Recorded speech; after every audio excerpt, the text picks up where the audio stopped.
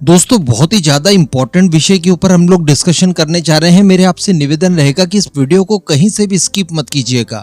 एकदम अंत तक देखते हुए वीडियो के बाद आप मनन करने की और मंथन करने की कोशिश कीजिएगा कि ऐसा क्या किया जाए कि दोबारा इस तरह की चीजें भारत के साथ ना हो। खासकर जो यूथ वर्ग है उसको इस तरह के विषयों के ऊपर ध्यान रखने की आवश्यकता है, क्योंकि हिस्ट्री में काफी कुछ चीजें उटपटांग बताई जाती है, उटपटांग सिखाई जाती है।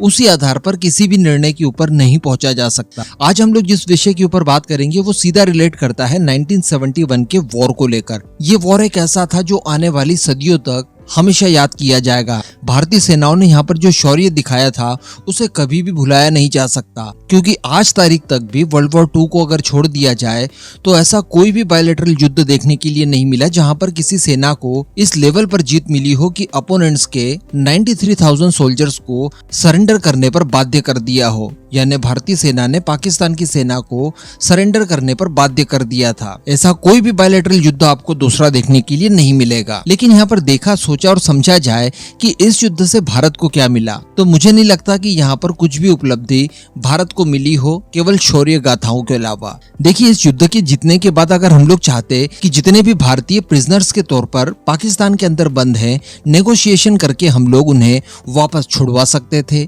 लेकिन ऐसा नहीं हुआ। केवल पाकिस्तान के गांधी कहे जाने वाले मुशीफुर रहमान को हम लोगों ने छुड़वाने के लिए शायद ये युद्ध लड़ा था। इसके बाद जब बांग्लादेश को हम लोगों ने पाकिस्तान से पूरी तरह से काट कर एक स्वतंत्र राष्ट्र के तौर पर स्थापित कर दिया, उस समय हम लोग ये नेगोशिएशन कर सकते थे और बांग्लादेश झक मारकर हमारी बात सुनता भी कि जो हमारा चिकन नेक है, या जिसे सिलीगुड़ी कॉरिडोर के नाम से भी जाना जाता है, जिसकी चौड़ाई बहुत ही कम है। आप जानते ही होंगे कि ये केवल 22 किलोमीटर चौड़ा है और 60 किलोमीटर तक लंबा है, और यही एकमात्र कॉरिडोर ऐसा है जिससे कि हम लोग भारत के बाकी राज्यों को अपने पूर्वोत्तर के 7 राज्यों से जोड़ते हैं। इन फ्यूचर ये कितना खतरनाक हो सकता है आप समझ सकते हैं। अगर चाइना नेपाल में अपनी पैठ जमाने में कामयाब हो जाता है, या बांग्लादेश के अंदर ही पैठ जमाने में कामयाब हो जाता है और इस चिकन नेक को चोक करने की कोशिश करता है, तब क्या करेंगे हम लोग? हमारे पूर्वोत्तर के राज्यों से कनेक्टिविटी को कैसे रखेंगे? तो इस युद्ध के बाद और बांग्लादेश की स्थापना से ठीक पहले हम लोग नेगोशिएशन करके इस कॉरिडोर को चौड़ा कर सकते थे। कुछ जमीन युद्ध के बदले उससे ले सकते थे और वो उस समय दे भी देता, लेकिन हम लोगों ने ये भी नहीं किया। इसके अलावा हम लोग पीओके वापस ले सकते थे। पीओके लेने का भी सुनहरा मौका था। रशिया जो कि इस युद्ध में हमें मदद कर रहा था, उसने इस बात की अनुमति दे दी थी कि ये युद्ध अगर पाकिस्तान के मेनलैंड पर भी लड़ा जाता है तब भी वो इसी तरह भारत के पीछे मजबूती से खड़ा रहेगा। और तीसरा, कोई भी देश अगर बीच में आता है तो उससे रशिया युद्ध भी करेगा। तो परिस्थितियां सारी अनुकूल थी, लेकिन हम लोगों ने कुछ भी नहीं किया। फिर जब ये चिकन नेक हमारे लिए गले की हड्डी बन चुका था, उसके बाद यानी वर्ष 1980 में युद्ध लड़कर जीतने के 9 सालों के बाद हमें अकल आती है। उसके बाद भारत और बांग्लादेश के बीच में व्यापार समझौता होता है, और इस समय हम लोग बांग्लादेश के सामने ये मांग रखते हैं कि चिकन नेक को बाईपास करते हुए भारत की कनेक्टिविटी हमारे नॉर्थ ईस्ट के राज्यों तक हो जाए, इसके लिए आप अनुमति दीजिए, जिसमें बांग्लादेश की लगभग 3 बीघा जमीन का इस्तेमाल किया जाना है। तो भाई, जब 1980 में आप लोगों ने रिक्वेस्ट की, तो क्यों ना 1971 में हमेशा के लिए इतनी जमीन पहले ही ले ली होती। वो तो आसानी से देने के लिए तैयार हो ही जाते, अन्य कोई विकल्प उनके पास था ही नहीं। इसके अलावा जो उनकी तरफ से शरणार्थी आए थे पाकिस्तान द्वारा उत्पीड़न के बाद, वो शरणार्थी भी युद्ध जीतने के बाद, बांग्लादेश की स्थापना हो जाने के बाद वापस गए ही नहीं।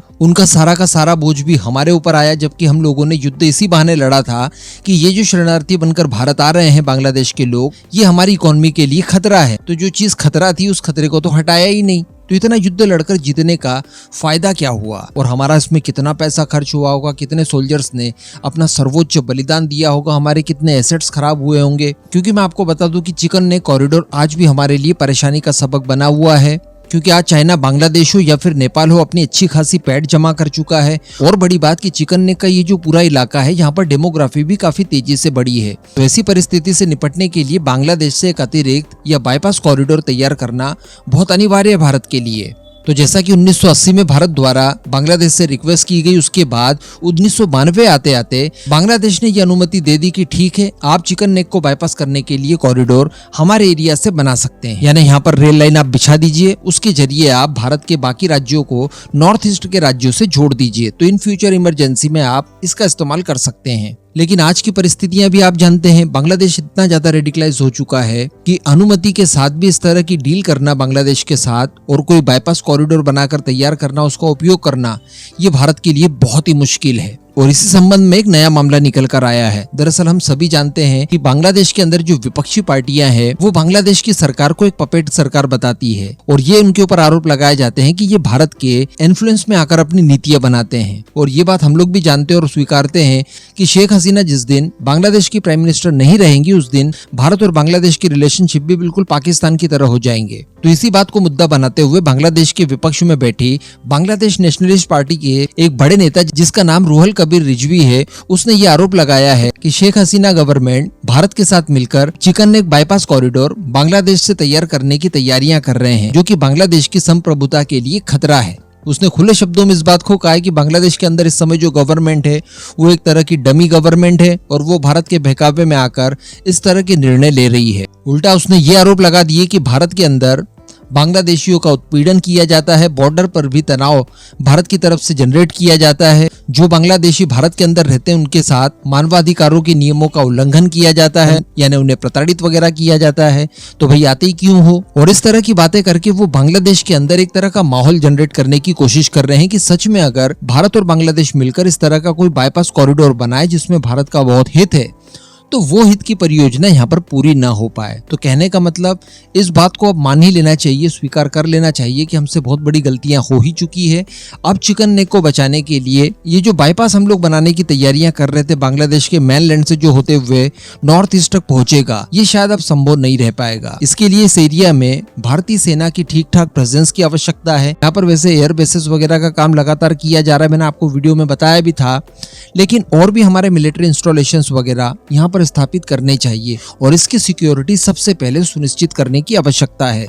आफ्टर ऑल भारत के 7 राज्य इसी कॉरिडोर से जुड़े हैं। इस पूरे मुद्दे पर अब आप अपना ओपिनियन जरूर दीजिएगा।